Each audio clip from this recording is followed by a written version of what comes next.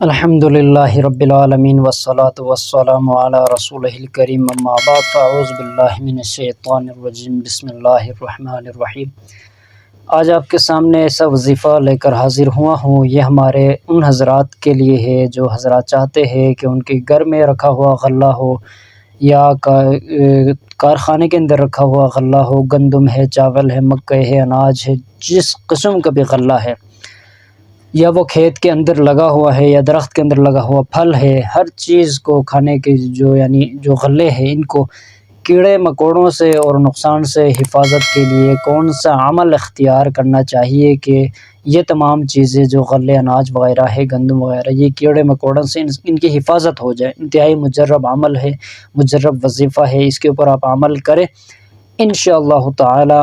آپ یقین کے ساتھ عمل کریں گے، ذرہ برابر آپ کے غلے، اناج، مکئی، گندم وغیرہ کو کسی چیز کو کچھ بھی نقصان نہیں ہوگا، چاہے سالوں سال آپ کارخانے کے اندر، گھر کے اندر آپ لگائے رکھیں یا آپ کھیت کے اندر وہ لگے رہیں، کوئی مسئلہ نہیں ہوگا انشاءاللہ تعالیٰ۔ کسی اسپرے دوائی وغیرہ کرنے کی ضرورت نہیں ہوگی۔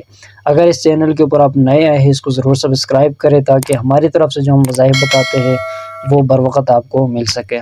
تو آپ نے عمل کون سا کرنا ہے؟ قرآن مجید کی سورہ ہے سورۃ المطففین، یہ پوری سورت جو ہے اس کو آپ قرآن مجید کے اندر آپ دیکھ لیجئے۔ اگر آپ حافظ ہیں تو بہت اچھی بات، نہیں تو آپ قرآن مجید کی اما پارے کے اندر اس کو دیکھیں گے انشاءاللہ تعالی، یہ آپ کو وہاں یہ سورت مل جائے گی۔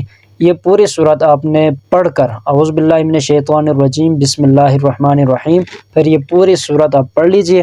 پڑھنے کے بعد آپ دم کریں، کھیت کے ایک کونے پہ کھڑے ہو کر آپ دم کریں، ایسے پورے کھیت کی حفاظت ہوگی۔ نیت آپ کریں مکمل کھیت کی، میں حفاظت کی نیت سے یہ دم کر رہا ہوں۔ اگر کارخانے کے اندر ہے تو آپ دروازے پہ کھڑے ہو کر آپ ایسے پھونک مارے، نیت کریں کہ تمام غلے کے اللہ پاک حفاظت فرمائے۔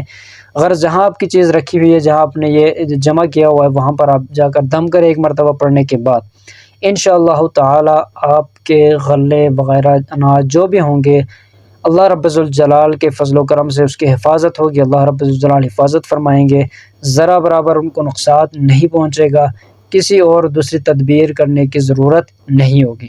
السلام علیکم ورحمۃ اللہ وبرکاتہ۔